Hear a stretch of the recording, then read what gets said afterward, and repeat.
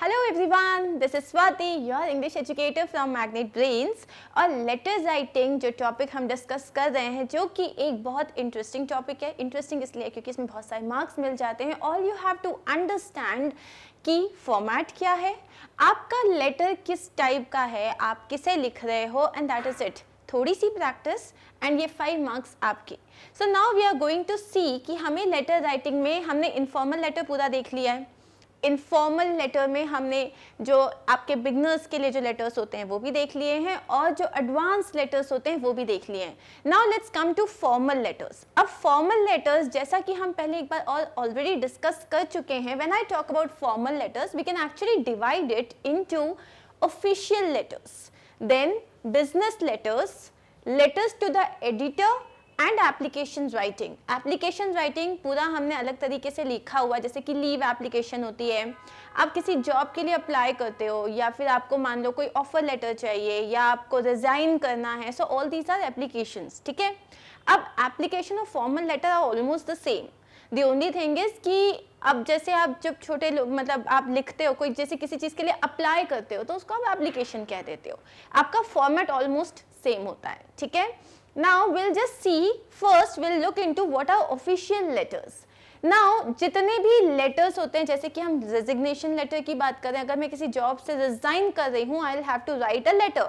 उस लेटर में मैं पूरा स्पेसिफाई करूँगी कि मैं जो हूँ, मैंने कब से काम किया है, या मुझे कैसा लगा आपके साथ काम करके, इस कंपनी में काम करके, उसके बाद मेरे जाने का रीज़न क्या है, and then I will leave.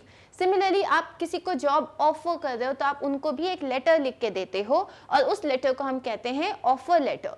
Complaint letter, अब मैं यहाँ बात कर रही हूँ ऑफिशियल लेटर्स की। ऑफिशियल लेटर्स का मतलब क्या होता है कि जब आप किसी भी ऑर्गेनाइजेशन में से बात कर रहे हो, आप म्युनिसिपल कॉर्पोरेशन से बात कर रहे हो, आप नगर निगम से बात कर रहे हो, ठीक है। अब आप किसी भी ऑफिसर को, पुलिस ऑफिसर से बात कर रहे हो, पोस्ट मास्टर से बात कर रहे हो, कहीं के हेड से बात कर रहे हो, तो ये सारे आपके ऑफिशियल लेटर्स में आते हैं। अब इनको या तो आप कोई कंप्लेन के लिए लेटर लिख सकते हो, किसी चीज़ की इंक्वायरी के लिए आप कर सकते हो, किसी चीज़ की रिक्वेस्ट के लिए, या फिर आप कहीं अप्लाई कर रहे हो तो एप्लीकेशंस में आ जाएगा वो। Next is business letter. अब बिजनेस लेटर मतलब जहां भी बिजनेस हो रहा है, लेन देन का काम हो रहा है। अब मैं आपसे बुक्स ले रही हूँ और आपने मुझे मतलब जहां मैंने आपसे बुक्स खरीदी, आपको मैंने पैसे दिए, या मैंने आपसे टीवी खरीदा या वॉशिंग मशीन खरीदा, ठीक है, या मैं टेंडर के लिए अप्लाई कर रही हूँ, या मैं आपसे बोल रही हूँ कि मुझे इतना सामान चाहिए या मेरा सामान पहुंचा नहीं है, तो इसमें भी आपके पास होता है ऑर्डर के मतलब टाइप्स क्या होते हैं, या तो आप ऑर्डर प्लेस कर रहे हो, या आप इंक्वायरी की बात कर रहे हो, या कंप्लेन की बात कर रहे हो। Then comes letter to the editor. अब एडिटर मतलब आप किसी न्यूज़पेपर के एडिटर को लेटर लिख सकते हो, या मैगजीन के एडिटर को लेटर लिख सकते हो। अब न्यूज़पेपर एक पब्लिक मीडिया है, ठीक है, जिसको हर कोई पढ़ता है। वहां आप अपने पर्सनल इश्यूज तो कभी डिस्कस करोगे नहीं, तो किस तरीके की बातें होती है, कोई सोशल इश्यू आप डिस्कस कर रहे हो, आपने पोल्यूशन के बारे में बात करी, आपने लाउड स्पीकर न्यूसेंस के बारे में बात करी, या किसी कंडीशन ऑफ कोई लोकेलिटी की आप बात कर रहे हो। सिमिलरली अवेयरनेस क्रिएट करना चाह रहे हो। सपोज आप कोई स्कॉलर हो, ठीक है, आप देख रहे हो कि आजकल जो है लोग जो हैं ड्रिंक एंड ड्राइव कर रहे हैं, या बहुत रैश ड्राइविंग कर रहे हैं, आप अवेयरनेस जगाना चाहते हो तो आप उसके लिए एक लेटर लिख सकते हो। आप अप्रिसिएशन के लिए भी लेटर्स लिखते हो। मान लो किसी न्यूज़पेपर ने किसी पर्टिकुलर टॉपिक पे बहुत अच्छा कवरेज दिया है और आप उनको अप्रिशिएट करना चाहते हो, that is also kind of letter, या आप एडवाइस देना चाहते हो, ठीक है। अब यहाँ हम एक एक को इंडिविजुअली समझ लेते हैं। सबसे पहले ऑफिशियल लेटर्स में आप बैंक मैनेजर को लेटर लिख सकते हो। जैसे मान लो मुझे कोई नया अकाउंट ओपन कराना है, या मुझे अकाउंट क्लोज करवाना है, या मुझे कोई पासबुक इशू करवानी है, या मान लो पासबुक में कोई प्रॉब्लम आ रही है, related to that I can write a letter. ATM card में कोई इशू करवाना है, चेकबुक इशू कराना है, लॉकर खुलवाना है, सिमिलरली मुझे लॉकर बंद करवाना है, मेरा एटीएम कार्ड लॉस्ट हो गया है। All these reasons are official letters, ठीक है। नेक्स्ट अगर आप बात कर रहे हो, आपको किसी पुलिस ऑफिसर को कोई लेटर देना है, या कोई आईएएस ऑफिसर को आप कोई लेटर लिखना चाहते हो, म्युनिसिपल कॉर्पोरेशन को लिखना चाहते हो, तो ये जो बेसिकली आपके जो बड़े बड़े ऑफिसर्स होते हैं जो कि सोसाइटी को रिप्रेजेंट कर रहे हैं, ठीक है, उनसे अगर आपको मान लो आपकी लोकेलिटी में कोई इश्यू है, पार्क सही से नहीं हो रहा है, या फिर कोई आपके जो एरिया में मे बी किसी तरीके का कि कुछ जो इमोरल लोग होते हैं वो कुछ रकस क्रिएट कर रहे हैं, तो ये सारे लेटर्स जो होते हैं, इस तरीके के लेटर्स ये ऑफिशियल लेटर्स में आते हैं क्योंकि आप ऑफिसर्स को लिखते हो, ठीक है। सिमिलरली जैसे आपको कोई कंप्लेन करनी है, इसी के रिगार्डिंग आप किसी ऑफिसर को कंप्लेन कर रहे हो या रिक्वेस्ट कर रहे हो, इंक्वायरी कर रहे हो या कोई चीज़ के लिए अप्लाई कर रहे हो, ये सब ऑफिशियल लेटर में काउंट होगा। किसी आप पोस्टमास्टर को लेटर लिख रहे हो, कोई आप सोसाइटी के चेयरमैन को या सोसाइटी के सेक्रेटरी को लेटर लिख रहे हो, ये भी आपके ऑफिशियल लेटर्स में ही काउंट होंगे, ठीक है। ये मैं आपको इसीलिए बता रही हूँ ताकि आपको एक आइडिया हो जाए कि जो ये ऑफिशियल लेटर्स होते हैं ये किस किस तरीके के लेटर्स को आप ऑफिशियल, क्योंकि ऑफिशियल लेटर्स और बिजनेस लेटर्स में यूजुअली बच्चे कंफ्यूज हो जाते हैं कि मैम इसमें डिफरेंस क्या है। यहाँ लेन देन नहीं हो रहा, यहाँ पे किसी तरीके का लेन देन नहीं हो रहा। यहाँ पे एक ऑफिसर के पास जाके, जैसे आप बोलोगे मैम एटीएम कार्ड मैं खरीद रहा हूँ ना, नहीं, एटीएम कार्ड आप जा रहे हो एक बैंक ऑफिसर के पास जा रहे हो, यहाँ पे it's not a business relationship, ठीक है, it's an official relationship. Next आता है हमारे पास कि अगर मैं इस तरीके के कोई भी लेटर्स लिख रही हूँ तो कुछ फ्रेजेस होते हैं और ये सबके लिए चाहेंगे, ठीक है। आपको एज पर अपना लेटर सजेस्ट, आप जो भी आप लेटर लिख रहे हो अकॉर्डिंगली आप यूज कर सकते हो। तो ये स्लाइड्स बहुत इंपॉर्टेंट है। ओपनिंग सेंटेंसेस आप किस तरीके से अपने लेटर को ओपन कर सकते हो, जैसे कि thank you for your letter of concerning. मान लो सपोज किसी ने, आपने किसी को कोई ऑर्डर प्लेस किया था, कोई आपका कोई कंप्लेंट था या कोई आपकी कोई रिक्वेस्ट थी, उस पर आपको लेटर रिसीव हुआ है, तब आप उसके रिप्लाई में इस तरीके से लिख सकते हो thank you for your letter of this date concerning this issue, ठीक है। आपने मान लो किसी को लेटर लिखा था किसी प्रॉब्लम को बताते हुए और वो प्रॉब्लम आपका सॉर्ट आउट हो गया, तो आप इस तरीके से लेटर को स्टार्ट कर सकते हो। Another one is thank you for your inquiry of. अब ये जनरली तब होता है जब आप किसी क्लाइंट के साथ डील कर रहे हो, ठीक है।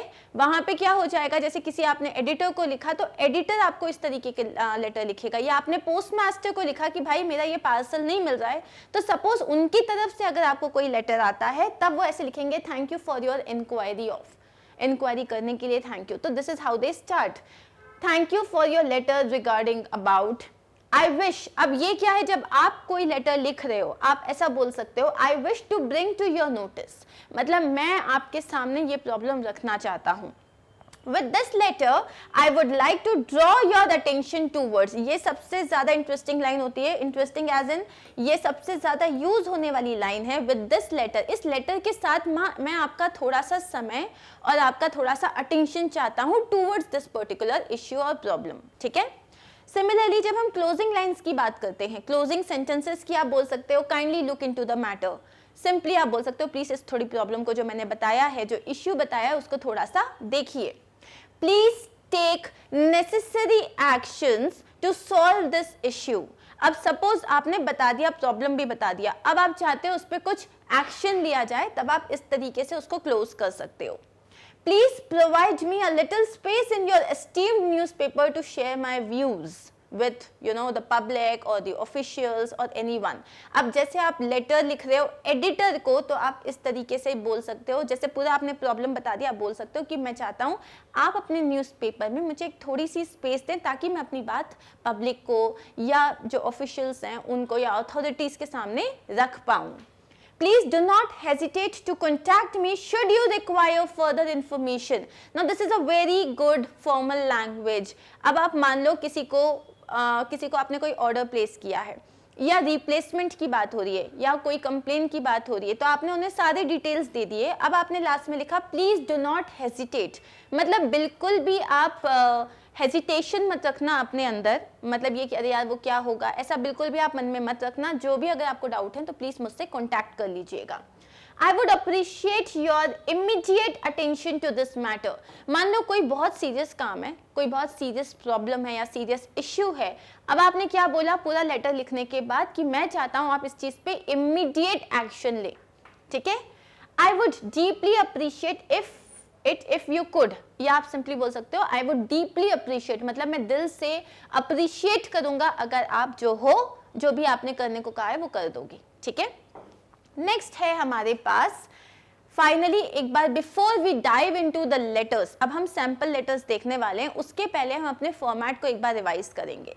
फॉर्मेट हमारा किस तरीके का होता है? सबसे पहले we write sender's address. Sender's address जो होता है मैक्सिमम 3 लाइन से ज़्यादा नहीं होना चाहिए, ये हम ऑलरेडी डिस्कस कर चुके हैं। आप सबसे पहले आपका जो हाउस नंबर है वो लिख दोगे। हाउस नंबर के बाद अगर आपके पास कोई फ्लैट नंबर है या मतलब सॉरी आपका जो फ्लैट या अपार्टमेंट है या फिर आपका कोई कैंपस का नाम है वो आप लिख दोगे। Then you will talk about area, second उसमें आपका एरिया आ जाएगा। अब एरिया के साथ ये हम कॉमर्स कहीं यूज़ नहीं करेंगे, प्लीज़ मेक श्योर, क्योंकि as per the new guidelines आपको कहीं पे भी पंक्चुएशन मार्क्स यूज नहीं करने। तो आप एरिया की बात करो, उसके बाद मे बी वो उससे बड़ा वाला एरिया जो है वहाँ की बात कर सकते हो। And then you will talk about city. It is not compulsory that you have to put the pin code, but if you put it there is no problem. If you want and you don't know it, you can simply write 1 2 3 4 5 6, that's it. ठीक है, clear with this? Remember this thing, please ऐसा address मत लिख के आना वो दूध dairy के सामने या वो जो है उस स्कूल के पीछे। इतने लैंडमार्क्स की बिल्कुल ज़रूरत नहीं है। ठीक है, आप जब लेटर लिख रहे हो आपको लैंडमार्क्स की बिल्कुल ज़रूरत नहीं है। जो नॉर्मली आप ऐसे मतलब कोई एड्रेस लिखते हो मे बी किसी ऑनलाइन शॉपिंग वेबसाइट पे, तो वहाँ पे क्या होता है आप लैंडमार्क भी देते हो, यहाँ लैंडमार्क्स वगैरह की बिल्कुल ज़रूरत नहीं है। 3 लाइन्स, दैट इज़ इट। ठीक है, अब आप आते हो फिर क्या है, अब मैं हूँ, मैं आपको लेटर भेज रही हूँ। ठीक है, सो मैं क्या हूं? मैं सेंडर हूं। सबसे पहले मैं ये बताऊंगी मैं कौन हूं, इसलिए सबसे पहले आता है सेंडर्स का एड्रेस। ठीक है, फिर मुझे बताना पड़ेगा कि भाई मैं कब भेज रही हूं, तो मैं डेट बताऊंगी। तो यहाँ सेकंड आ गया डेट, जिसके हम ऑलरेडी देख चुके थे कि किस तरीके से आप डेट का फॉर्मेट लिखोगे। सबसे इजी फॉर्मेट होता है, जैसे कि मुझे लिखना है मान लो 10th जनवरी 2021, या एक और फॉर्मेट जो मैं यूज कर सकती हूँ वो हो सकता है जनवरी, ठीक है, जनवरी 10 और यहाँ पे क्या आ जाएगा 2021, यहाँ आपको कॉमा लगाना रहेगा। अनदर वन इज सिंपली आप लिख सकते हो 10th January 2021, this is another format. ठीक है, तो ये सारे फॉर्मेट्स जो हैं आप यूज़ कर सकते हो। आई वुड सजेस्ट जो सबसे ज़्यादा सेफ फॉर्मेट है वो है ये। ठीक है, आप इसको यूज़ कर लो। अब यहाँ पे मैंने अपना एड्रेस बता दिया, मैंने लेटर भेजा है, सबसे पहले मैंने अपना एड्रेस बता दिया, फिर मैं लिखूंगी डेट, और डेट लिखने के बाद अब मैं जिसको भेज रही हूँ, अब मैं अगर लेटर भेज रही हूँ प्रिंसिपल को भेज रही हूँ, तो मेरे को लिखना पड़ेगा सबसे पहले उनका डेजिग्नेशन, मतलब द प्रिंसिपल। टीचर को है तो द टीचर, अगर मैं किसी हेडमास्टर को कर रही हूँ तो हेडमास्टर, पोस्ट मास्टर को कर रही हूँ तो द पोस्ट मास्टर। तो मुझे the teacher, the principal, the post master और द चेयरमैन, इस तरीके से मुझे सबसे पहले डेजिग्नेशन मतलब उनका जो ओहदा है वो मुझे बताना पड़ेगा। उसके बाद उनका एड्रेस दूंगी। ठीक है, अब उनका जैसे एड्रेस है, मान लो आपको सिर्फ इतना बता दिया है कि आपको चेयरमैन डालना है म्युनिसिपल कॉर्पोरेशन का, तो आप सिर्फ लिख दो चेयरमैन म्युनिसिपल कॉर्पोरेशन। ठीक है, now you do not have to write exactly पूरा। अब आप क्योंकि आपको कोई ना कोई जगह बताई हुई है, या तो आप जो अपना एड्रेस लिख रहे हो, जो अपना सिटी लिख रहे हो वही सिटी मेंशन कर सकते हो। ठीक है, फिर आप एक लाइन छोड़ोगे और आप लिखोगे सब्जेक्ट। सब्जेक्ट आपका 5 to 6 वर्ड से ज़्यादा लंबा नहीं होना चाहिए। आप लेटर लिखोगे, आने वाले टाइम में आप नीचे लेटर लिख रहे हो, सब्जेक्ट शॉर्ट एंड क्रिस्प होना चाहिए। बस आपको सामने वाले को ये पता चलना चाहिए कि भाई आप किस बारे में बात कर रहे हो, आपका लेटर किस बारे में है। Then comes salutation. सैल्यूटेशन का मतलब क्या होता है कि जैसे अगर मैं आपसे बात करूंगी तो मैं बोलूंगी ना hi I would want to talk to you, तो ये जो hi, dear sir, respected sir, इनको हम सैल्यूटेशन कहते हैं। तो जब आप लेटर स्टार्ट करोगे तो सबसे पहले आप उनको सामने वाले से बात करोगे, तो सैल्यूटेशन का मतलब होता है आप उनको ग्रीट करोगे। तो जब हम फॉर्मल लेटर की बात करते हैं तो या तो आप सिंपली लिख सकते हो सर, ठीक है, या सिंपली लिख दोगे आप मैम, या फिर रेस्पेक्टेड सर और रेस्पेक्टेड मैम आप लिख सकते हो।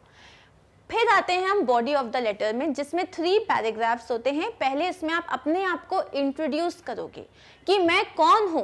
तो पहले जो बॉडी ऑफ द लेटर है इसमें 2 चीजें आनी चाहिए, ठीक है। 3 to 4 लाइन से ज्यादा नहीं होगा ये। तो बॉडी ऑफ द लेटर में इंट्रोडक्शन में सबसे पहले क्या आ जाएगा कि आप हो कौन जो बात कर रहे हो, और दूसरा आपकी प्रॉब्लम क्या है, किस बारे में बात करना चाहते हो, ये दोनों आपने लिखा। फिर बॉडी में आप पूरा डिटेल्स डालोगे। जो सेकंड पैराग्राफ आएगा उसमें आप पूरी डिटेल्स डालोगे कि आप क्या है, आपकी प्रॉब्लम क्या प्रॉब्लम हो रही है, क्या क्या कंसर्न्स हैं आपके, वो सारे आ जाएंगे। और थर्ड पैराग्राफ में आप इसे समराइज कर दोगे। अगर आप एक्शन लेने को कहना चाहते हो तो उस तरीके से समराइज करोगे। अगर आप चाहते हो कोई एडवाइस दे रहे हो, किसी न्यूज़पेपर में छापना है, कुछ भी है, तो आप फाइनली जो एक्शन चाहते हो या जो आप एडवाइस दे रहे हो या जो आप सोल्यूशन चाहते हो, आप प्रॉब्लम को मेंशन करते हुए उस सोल्यूशन को या उस एडवाइस को आप क्लोजिंग रिमार्क्स में डाल दोगे। And then come complimentary close, मतलब योर्स सिंसियरली या योर्स ओबीडियंटली या योर्स फेथफुली या योर्स ट्रूली। ये हम ऑलरेडी फॉर्मेट में डिस्कस कर चुके हैं। Now we are going to start with some examples, ठीक है, जो सबसे ज्यादा कॉमन लेटर्स हैं। अभी हम सबसे पहले डिस्कस कर रहे हैं लेटर ऑफ कंप्लेन, ठीक है। अब यहाँ पे आ जाओ, ये एक ऑफिशियल लेटर है। यू आर सुमन, तो तुम्हें तुम्हारा नाम बता दिया गया है। इसका मतलब ये कि अगर आपके लेटर में आपको नाम दिया हुआ है तो जब आप सिग्नेचर कॉम्प्लीमेंट्री क्लोज के बाद अपना नाम लिखोगे तब आपको यही नाम लिखना है। ये नहीं कि इसने सुमन दिया और आप वर्षा लिख के आ गए, मैम मेरा नाम तो वर्षा है, ठीक है। So you are Suman living at 152B new colony Gurgaon. अब यहाँ आपको एड्रेस भी दिया हुआ है। द गुड पार्ट इज आपको हाउस नंबर दिया है, आपको कॉलोनी का नाम दिया है या एरिया का नाम दिया है, और आपको सिटी का नाम दिया है। तो इसी तरीके से आप अपना लेटर में जो सेंडर्स एड्रेस है, ये सेंडर है, आप सुमन हो, आप लेटर भेज रहे हो तो ये सेंडर हो गया, ये सेंडर का एड्रेस हो गया। Write a letter to the postmaster of your locality. Now please understand, आपको बोला है पोस्टमास्टर को लेटर लिखना है और तुम्हारी लोकेलिटी के, तुम्हारी लोकेलिटी मतलब हम यहाँ पे बात कर रहे हैं गुड़गांव के पोस्टमास्टर की बात कर रहे हैं हम, ठीक है। तो जब तुम्हें अब सेंडर में जब रिसीवर का एड्रेस लिखना पड़ेगा, जब आप इस लेटर में, रिसीवर कौन है, पोस्टमास्टर हो गया, इनका जब एड्रेस लिखना पड़ेगा तब आप गुड़गांव ही लिखोगे। क्यों? क्योंकि आपकी लोकेलिटी की बात करिए। अगर आपने गुड़गांव, आपको बोला है योर लोकेलिटी और गुड़गांव की जगह आप कन्याकुमारी लिख के आ गए तो आपके मार्क्स कट जाएंगे, ठीक है। नाउ आपको लेटर किस बारे में लिखना है, complaining that you have not received so far the gift parcel sent to you by your friend from the UK. अब आपका कोई फ्रेंड है जो कि यूके में रहता है, यूनाइटेड किंगडम में, वहां से उसने आपके बर्थडे के लिए कोई एक पर्टिकुलर गिफ्ट भेजा और वो 1 महीने पहले भेज चुका है और अभी तक आपको वो लेटर, आपको ये पार्सल है, वो जो गिफ्ट है वो रिसीव नहीं हुआ है। इस चीज के लिए अब आपको कंप्लेन लेटर भेजनी है। रिमेंबर दिस थिंग, हम कंप्लेन कर रहे हैं एक ऑफिसर से, एक फॉर्मल लेटर लिख रहे हैं, तो आपका जो टोन होना चाहिए वो एकदम पोलाइट होना चाहिए। ऐसा नहीं होना चाहिए कि जैसे आप झगड़ा कर रहे हो। तो आप किसी भी ऑफिसर से जब आप बात कर रहे हो आप रूडली बात नहीं कर सकते। You have to be polite throughout your letter. Plus आप ऐसे चढ़ नहीं सकते उनके पर, तुम देखो ये क्या हो रहा है, ये क्या तरीका है, ये नहीं होना है, बिल्कुल नहीं। आप उनको बताओगे और उनसे रिक्वेस्ट करोगे, ये नहीं बोलोगे take the action right now. इस तरीके से आप नहीं लिख सकते। आपको हर जगह लिखना पड़ेगा you are kindly requested to take the necessary actions और you are requested to look into the matter. आपको इतने ही तमीज से पूरे इसमें बात करनी पड़ेगी, ठीक है। तो अब हम देख लेते हैं किस तरीके से हमें हमारा लेटर फ्रेम करना है। नाउ सबसे पहले हम क्या लिखते हैं, क्योंकि मैं लेटर सेंड कर रही हूँ, हम लिखेंगे सेंडर का एड्रेस। सबसे ऊपर लेफ्ट मोस्ट कॉर्नर में आप लिखोगे अपने सेंडर का एड्रेस, जो 2 to 3 लाइंस में आपका आ जाना चाहिए। अब आपने यहाँ पे लिख दिया है 152B, जो आपको हाउस नंबर दिया था, न्यू कॉलोनी आपको एरिया बता दिया है, एंड गुड़गांव, ठीक है। पिन कोड लिखना या नहीं लिखना, इट्स ओके, ठीक है। तो ये हमने सबसे पहले सेंडर्स का एड्रेस लिख दिया। अब you will leave a line and then you will write the date लिख दी हमने 15 मार्च 2021। अब आपको डेट कभी स्पेसिफाई नहीं की जाती, तो जिस दिन लेटर लिख रहे हो उसी दिन की डेट डाल देना। इट्स द इजीएस्ट वे, ठीक है। Just one thing you have to remember, जो आप मंथ का जो नाम लिखते हो that should always start with a capital letter because it's a proper noun, right, it's the name of a month. After leaving a line अब हम क्या करेंगे, अब हम रिसीवर की पहले डेजिग्नेशन लिखेंगे। हम जिसको भी लेटर भेज रहे हैं उसका डेजिग्नेशन क्या है, उसका वो मतलब वो किस पर्टिकुलर पोस्ट पे है, तो वो है द पोस्ट मास्टर। हम द पोस्ट मास्टर को लिख रहे हैं। अब यहाँ पे उस पर्टिकुलर कॉलोनी के पोस्ट मास्टर को लिख रहे हैं, तो अब हमने क्या लिखा, न्यू कॉलोनी पोस्ट ऑफिस। ये क्या है, ये कुछ नहीं है, ये आपने कॉमन सेंस यूज किया है। आपकी लोकेलिटी के पोस्ट मास्टर को लिखना है, तो आपकी लोकेलिटी है न्यू कॉलोनी पोस्ट ऑफिस, तो पोस्ट ऑफिस रहेगा, तो हमने लिखा new colony post office Gurgaon. ठीक है, अब जैसे ही रिसीवर का एड्रेस और डेजिग्नेशन खत्म हो गया, you will leave a line. Now let's come to subject. Subject मैंने बताया था कम से कम शब्दों में सही तरीके से आपको बताना है, delay in the delivery of gift parcel. अब बस इतना ही लिखोगे, delay in the delivery of gift parcel. Delay का मतलब क्या होता है, लेट हो जाना, तो जो गिफ्ट पार्सल की जो डिलीवरी है उसमें डिले है। ठीक है, अब हम देखते हैं, then after this you will leave a line for the salutation, मतलब जैसे मैंने यहाँ पे लिखा सर। अब यहाँ पे सर के साथ या तो मैं रेस्पेक्टेड सर भी लिख सकती थी, ठीक है, दोनों ही is okay. Now I wish to bring to your notice that I have not yet received a gift parcel sent by my friend in the UK। अब यहाँ पे आप दो तरीके से लिख सकते हो। ठीक है, ऑलरेडी आप अपना नाम मेंशन कर रहे हो। ठीक है, आप अपना नाम मेंशन कर रहे हो कि आप सुमन हो। ठीक है, आप इसमें स्टार्टिंग में ये कर सकते हो, आई एम सुमन। ठीक है, आपका जो भी सरनेम है, let's say Sharma, so I am Suman Sharma. ठीक है, और आप क्या लिख सकते हो, a resident of new colony, a resident of new colony. ये लिखने से क्या हो गया, क्योंकि हमने जो डिस्कस किया था कि जो फर्स्ट आपका इंट्रोडक्शन वाला जो पैराग्राफ होता है, आपका बॉडी 3 पार्ट्स में डिवाइडेड है, तो फर्स्ट जो इंट्रोडक्शन वाला पैराग्राफ है उसमें आप अपने आप को इंट्रोड्यूस करोगे, फिर अपनी प्रॉब्लम को इंट्रोड्यूस करोगे। I wish to bring to your notice that I have not yet received a gift parcel sent by my friend in the UK. ठीक है, ये आपका हो गया। अब यहाँ पे आप जो हो पैराग्राफ चेंज कर दोगे। अब आप डिटेल्स दे रहे हो, It was sent on 3rd February 2021। तो वहां से कब निकला था, आपने वो डेट बता दी कि वो जो निकला था वो 3rd February 2021 को निकला था। Over a month has passed, मतलब 1 महीने से ज्यादा हो चुका है। From the date of dispatch, मतलब जब डिस्पैच हुआ था तब से लेके अभी तक 1 महीने से ज्यादा हो चुका है।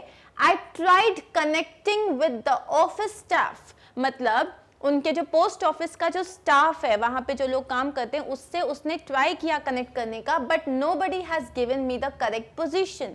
लेकिन कोई मुझे नहीं बता पा रहा है कि जो मेरा जो गिफ्ट आया है यूके से वो एग्जैक्टली कहाँ पे है। The postman has been delivering letters and parcels regularly. अब यहाँ आप क्योंकि आप बहुत ही पोलाइटली बोल रहे हो, तो आपने क्या कहा, जो पोस्टमैन है आज तक जितने भी लेटर्स हैं और जो पार्सल्स हैं वो हमेशा टाइमली रेगुलरली डिलीवर करते हुए आ रहा है। somehow this parcel has not been delivered yet, पता नहीं क्या हुआ है, somehow किसी वजह से ये पार्सल अभी तक डिलीवर नहीं किया गया है। अब आप नोटिस करो, पूरे इसमें आपकी लैंग्वेज, भले आप कंप्लेन कर रहे हो लेकिन आपकी लैंग्वेज पोलाइट है। ठीक है, अब आप क्या करोगे, लास्ट पैराग्राफ में आ जाओगे अपने।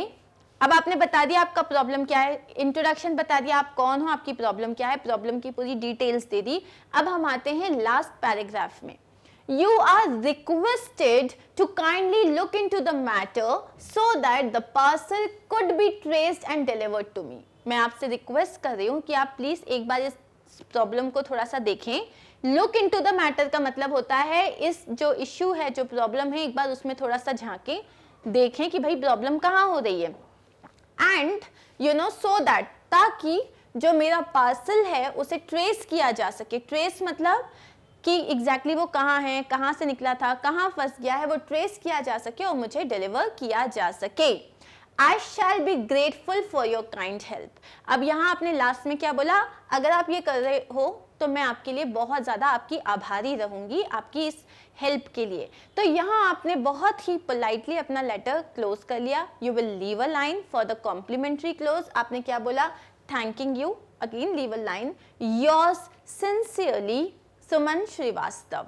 ठीक है। अब आपको लेटर में सरनेम नहीं दिया था, लेकिन जब भी हम फॉर्मल लेटर की बात करते हैं हमें हमेशा सरनेम लिखना चाहिए, क्योंकि वो आपके घर के लोग नहीं है जो आपको जानेंगे कौन सुमन, सुमन तो कितनी भी हो सकती है। सो यू शुड, अगर आपको लेटर में नहीं दिया है तो भी आप अपने मन से एक लिख दीजिए, ठीक है। Are we clear with this? So this is how you have to understand. Now there are few more examples. अभी तो हमने सिर्फ एक देखा है, so we have got few more examples, but you know इसके लिए किसी भी तरीके का कंप्लेंट लेटर है, आप इस तरीके से उसको ड्राफ्ट कर सकते हो। Okay, now let's continue with our second letter. Second letter हमारा क्या है देख लेते हैं। Write a letter to the district collector regarding the poor condition of roads and the increasing number of road accidents in Jaipur city. अब यहाँ पे क्या बोल रहा है, एक डिस्ट्रिक्ट कलेक्टर जो है उसको आपको लेटर लिखना है। अब आपको आपका नाम नहीं बताया है, मतलब आप अपने हिसाब से अपना नाम लिख सकते हो। आपको एड्रेस भी नहीं दिया है तो आपको एड्रेस भी अपने हिसाब से लिखना पड़ेगा। अब इतना याद रखो, एड्रेस जब लिख रहे हो तो आप कोई भी ऐसा जरूरी नहीं किसी चीज का एड्रेस लिखना है, लेकिन मन से एक एड्रेस याद करके जाना, ठीक है। एक एड्रेस ड्राफ्ट करके याद करके जाना, ताकि उस वक्त जो है अचानक से ना अपन क्या लिखें सोचना ना पड़े, ठीक है। सो अब यहाँ पे आपको डिस्ट्रिक्ट कलेक्टर को एक लेटर लिखना है, किस बारे में? Regarding the poor condition of roads and the increasing number of road accidents in Jaipur city. अब आपको एड्रेस में बस एक बात पता है कि ये जयपुर सिटी की बात हो रही है। जयपुर सिटी के डिस्ट्रिक्ट कलेक्टर को आपको मैसेज करना है, सॉरी लेटर लिखना है। एंड यहाँ पे रीजन क्या है आपका, क्यों लेटर लिख रहे हो? कि रोड्स की कंडीशन बहुत खराब है और एक्सीडेंट्स के नंबर बढ़ते जा रहे हैं, ठीक है। तो अब हम इसको देखते हैं हम इसे कैसे फ्रेम करेंगे। सो अब देख लेते हैं हम कि हमें लेटर कैसे ड्राफ्ट करना है। अब सबसे पहले, क्योंकि आपके पास कोई एड्रेस नहीं है तो आप अपने मन से एक एड्रेस लिखोगे। हाउस नंबर जैसे लिख दिया है यहाँ पे S220, ये हाउस नंबर हो गया। अब मैंने यहाँ पे लिखा है शांति अपार्टमेंट, तो ये हो गया एक अपार्टमेंट का नाम। अब हमें लिखना है एरिया, तो यहाँ लिख दिया जवाहर नगर, और सिटी का नाम डाल दिया हमने जयपुर, जो हमें पता है सिटी का नाम हम चेंज नहीं कर सकते। सेंडर्स एड्रेस हो गया। अब कौन सी डेट को मैंने ये एड्रेस, मतलब ये लेटर सेंड कर रही हूँ मैं, सो 28 मार्च 2020, ये भी डाल दिया। अब इसके बाद बात होती है रिसीवर की, तो रिसीवर कौन था हमारा? डिस्ट्रिक्ट कलेक्टर है, तो द डिस्ट्रिक्ट कलेक्टर। अब डिस्ट्रिक्ट कलेक्टर के बाद मैं किसके कलेक्टर को लिख रही हूँ? मैं न्यू दिल्ली के कलेक्टर को लिख रही हूँ, ठीक है। अब यहाँ पे आप जयपुर लिख दोगे तो भी कोई दिक्कत नहीं है, आप कलेक्टर की बात कर रहे हो, ठीक है। अब आपको यहाँ पे क्या बात कर रहे हो आप? Poor condition of roads and the increasing number of road accidents, ये हो गया आपका सब्जेक्ट। रिमेंबर दिस थिंग कि यहाँ पे आप अपने सब्जेक्ट को स्पेसिफाई कर रहे हो, poor condition of roads and the increasing number of road accidents, ठीक है। तो यहाँ पे आपने दोनों चीजें बता दी, दो प्रॉब्लम्स हैं आपके पास, ठीक है। अब नेक्स्ट आता है हमारे पास हमारा लेटर। नाउ यहाँ पे सर, ठीक है, मतलब आप यहाँ पे बात कर रहे हो आपके रेस्पेक्टेड सर की, तो आप या तो सर लिख सकते हो या रेस्पेक्टेड सर, दोनों ही बिल्कुल सही है। I am a resident of Shanti apartment Jawahar Nagar Jaipur. अब मैं कौन हूँ? मैं एक रेसिडेंट हूँ शांति अपार्टमेंट जवाहर नगर जयपुर की। I would like to draw your kind attention towards the condition of roads and the increase in the number of road accidents in our area। मतलब मैं आपका अटेंशन चाहती हूँ किस चीज में? टूवर्ड्स, कहाँ? जो कंडीशन है रोड्स की हमारे एरिया में, और increase in the number of accidents in our area।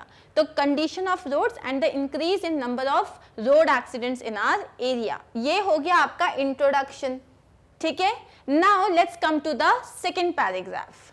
The condition of the roads has worsened over the last few months। अब वो क्या कह रहा है कि जो roads की condition है वो पिछले कुछ महीनों में बहुत ही ज़्यादा खराब हो गई है। Worsened का मतलब होता है have gone extremely bad।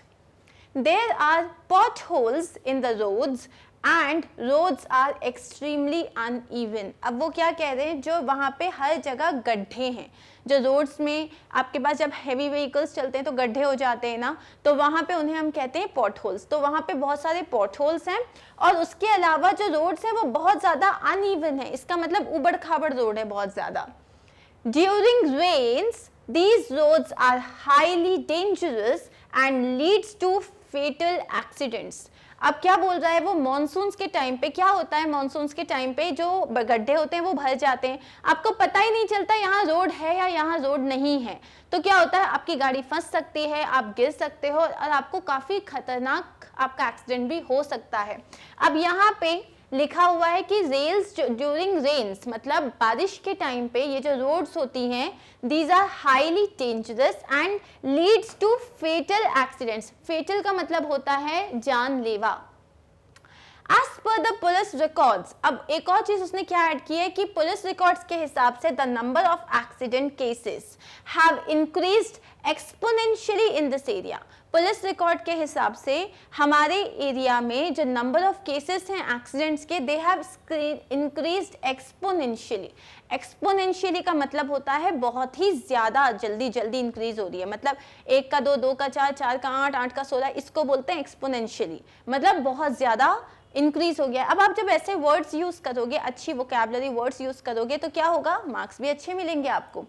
अब क्या बोल रहा है वो, even the pedestrians face serious problems. Pedestrians का मतलब क्या होता है, जो चलने वाले होते हैं, जो पैदल चलते हैं, उन्हें हम पेडेस्ट्रियंस कहते हैं, उन्हें भी बहुत इश्यू होती है। क्यों? क्योंकि आप चल ही नहीं पाते हो। Children face difficulties while going to school, बच्चों को बहुत परेशानी होती है स्कूल जाते time. Vehicles get stuck in the potholes which has in turn increase the maintenance of vehicles, जो आपकी जो गाड़ियां होती हैं वो गड्ढों में फंस जाती है, कीचड़ में फंस जाती है, ठीक है, या फिर वो आपका जब मतलब उबड़ खाबड़ है उसकी वजह से क्या होता है, टायर्स बहुत जल्दी खराब हो जाते हैं, तो इन टर्न व्हीकल्स की मेंटेनेंस बढ़ गई है। ओके, सो फाइनली अब उनका पूरा जो उनके जो कंसर्न्स थे उन्होंने बता दिए। अब हम आते हैं थर्ड पैराग्राफ पे। आई विल बी ग्रेटफुल, मैं बहुत आभारी रहूंगा, if you kindly look into the matter and take prompt action for the well-being of the residents। अगर आप इस मैटर को थोड़ा ध्यान दो, अगर आप इस मैटर में थोड़ा सा देखो और prompt action, prompt का मतलब होता है फटाफट वाले actions low, prompt action low for the well-being of the residents, residents की well-being के लिए। ये हो गया। You will leave a line। अब हम आ जाएंगे, क्या आ जाएंगे, with hope to see some positive changes soon। with hope मतलब मैं आशा करता हूँ कि बहुत जल्दी मुझे कुछ पॉजिटिव चेंजेस देखने को मिलेंगे। थैंकिंग यू हो गया। अब हम कॉम्प्लीमेंट्री क्लोज में आ जाएंगे। Yours faithfully Suresh Chaudhary resident. Now it is not necessary कि आप ये रेसिडेंट लिखो, लेकिन अगर आप लिखते हो तो भी गलत नहीं है। क्यों? मतलब मैं यहाँ का रहने वाला हूँ, तो आपने लिख दिया है रेसिडेंट, ठीक है। So this is your letter, जहाँ हम क्या बात कर रहे हैं कि रोड एक्सीडेंट्स की बात कर रहे हैं। किस तरीके से यू विल स्टार्ट, किस तरीके से you will end, that is what you have to understand. तो अभी तक हमने क्या समझा, इंट्रोडक्शन। फर्स्ट पैराग्राफ में आपने क्या कर दिया, फर्स्ट पैराग्राफ में आपने उनको बता दिया आप कौन हो, आपने अपने आप को इंट्रोड्यूस किया और आपने अपने टॉपिक, जिस भी रीजन के लिए आप लेटर को लिख रहे हो उसको इंट्रोड्यूस किया। सेकंड में आपने पूरे के पूरे डिटेल्स डाल दिए कि भाई वहाँ हो क्या रहा है, ठीक है। और थर्ड में आपने क्या किया, उसको क्लोज कर दिया विद द हेल्प ऑफ, आप होप कर रहे हो, आपने जो भी आप एक्शन चाहते हो, जो भी रेमेडियल एक्शंस चाहते हो, ठीक है, या आप चाहते हो कि इस पे कोई जो है या तो एक्शन लिया जाए, या इस पे जो है आप चाहोगे कि वो आ जाएं एक बार देखने के लिए, तो कोई भी इम्प्रूवमेंट जो भी आप उम्मीद करते हो एक्सक्यूज मी, जो भी आप उम्मीद करते हो वो आपके थर्ड, उसमें थर्ड पैराग्राफ में आ जाएगा। And with that you will say thanking you, yours faithfully और योर्स सिंसियरली और yours truly. Clear? Now let's move to the third letter. Okay, the third letter क्या है ये, तुम आकाश सोनी हो, तुम्हें तुम्हारा नाम बता दिया गया है, फ्रॉम मीरठ। अब तुम्हें सिर्फ तुम्हारा मीरठ मतलब सिटी का नाम बताया गया है, तो तुमको अपना हाउस नंबर, एरिया खुद से लिखना पड़ेगा। Write a letter to the chairman of the municipal board. अब डेजिग्नेशन है बंदे का चेयरमैन, कहाँ का, म्युनिसिपल बोर्ड का। रीजन क्या है, लेटर क्यों लिख रहे हो, regarding insanitary conditions of the locality you live in. Insanitary conditions का मतलब क्या होता है, जैसे आपका जो एरिया होता है वो बहुत ज़्यादा, उसमें मान लो कि पानी जमा हो गया है, या वहाँ पे बहुत ज़्यादा मॉस्किटोज फैल रहे हैं, गंद हो रही है बहुत ज़्यादा, तो वो उसको कहते हैं इनसैनिटरी कंडीशंस, मतलब वो रहने लायक एरिया नहीं बचा है, तो उसको आप इनसैनिटरी कंडीशंस की बात करते हो। यहाँ आपको बताना है कि इनसैनिटरी कंडीशंस हैं और इसके लिए अब आप देखना चाहते हो, इसके लिए आप एक लेटर लिख रहे हो, किसको लिख रहे हो, म्युनिसिपल बोर्ड के चेयरमैन को लिख रहे हो। अब यहाँ तुम्हारे पास कौन कौन सी इंफॉर्मेशन नहीं है, तुम्हारे पास प्रॉपर एड्रेस नहीं है, तुम्हें तुम्हारा नाम दिया गया है, तुम्हें प्रॉपर एड्रेस नहीं दिया हुआ है, तो तुम प्रॉपर एड्रेस क्या लिखोगे, अपने मन से हाउस नंबर लिखोगे, अपने मन से जो है एरिया नाम लिखोगे। Let's start. सबसे पहले हमने लिखा 11 station road, Chitragupta colony, Meerut. अब यहाँ कोई देखने नहीं आ रहा है, लेकिन हमने एक प्रॉपर हाउस नंबर लिखा, हमने एक रोड का नाम लिख दिया, जैसे मान लो ये हाउस रोड पे है, मतलब ड्यूप्लेक्स बंगलोज हैं, ठीक है। उसके बाद हमने लिख दिया कॉलोनी का नाम और फिर हमने लिख दिया मेरठ, ठीक है। आपकी बस 3 उसमें आनी चाहिए एंड दैट इज इट। अब आपने एक लाइन छोड़ी and you have written the date. उसके बाद एक और लाइन छोड़ के अब आप रिसीवर का डेजिग्नेशन लिखोगे, तो हमने लिख दिया चेयरमैन को लिख रहे हैं तो द चेयरमैन, किसके, म्युनिसिपल बोर्ड के। अब म्युनिसिपल बोर्ड मेरठ का ही होगा तो हमने लिख दिया मेरठ, ठीक है। अब आते हैं हम सब्जेक्ट पे। सब्जेक्ट हम क्यों लिख रहे हैं, इन सैनिटरी कंडीशंस के लिए लिख रहे हैं, तो हमने लिख दिया regarding in sanitary conditions of the locality. Locality की जो इन सैनिटरी कंडीशंस हैं उसके लिए हम ये लेटर लिख रहे हैं। खत्म। अब अपन आते हैं, स्टार्ट करते हैं अपना लेटर। अब सिमिलरली हम या तो सर लिख सकते हैं या रेस्पेक्टेड सर लिख सकते हैं। I have been a resident of Chitragupta colony for the past 15 years. मैं पिछले 15 सालों से चित्रगुप्त कॉलोनी का रेसिडेंट हूँ। I wish to draw your kind attention towards the insanitary conditions that have prevailed in my locality. मैं आपका ध्यान खींचना चाहता हूँ किस तरफ, towards the insanitary conditions that have prevailed in my locality. जो मेरी locality में, मेरी सोसाइटी में जो insanitary conditions पनप रही हैं, प्रिवेल कर रही हैं, उसके बारे में मैं आपका ध्यान, उस तरफ मैं आपका ध्यान लेके जाना चाहता हूँ। ये हो गया अपना इंट्रोडक्शन वाला पैराग्राफ 1। सेकेंड पैराग्राफ में अब हम डिटेल्स देंगे। The colony is mostly without electricity. पहली चीज, कॉलोनी में इलेक्ट्रिसिटी नहीं है, ठीक है। The sweeper hardly bothers to sweep this area regularly. तो जो स्वीपर होता है ये म्युनिसिपल कॉर्पोरेशन के बंदे होते हैं, ठीक है, उनको सरकार पैसा देती है, तो वो लोग आ ही नहीं रहे। उसने क्या बोला, जो स्वीपर है ही हार्डली बॉदर्स, मतलब वो ऐसी, मतलब आता ही नहीं है, वो कभी भी बहुत कम आता है, बहुत एकदम ईद के चांद की तरह आता है। स्वीप दिस एरिया रेगुलरली, वो नहीं करता। Scrap and garbage lie in heaps, मतलब जैसे अपन कचरे पे कचरा डालते जाते हैं तो कचरे का पहाड़ सा बन जाता है, उसे हीप कहते हैं। तो वो क्या बोल रहा है, स्क्रैप मतलब कचरा, और जो गार्बेज होता है वो एकदम हीप्स में पड़ा हुआ है।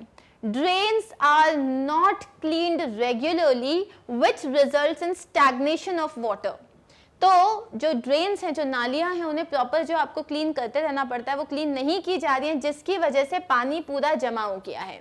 पानी जहाँ पे भी इकट्ठा हो जाता है, स्टैग्नेशन मतलब रुक गया है। अब रुका हुआ पानी सड़ जाता है, तो क्या लिखा है, एज अ रिजल्ट, उसके कारण क्या हुआ है, the place has become a breeding ground for mosquitoes and flies.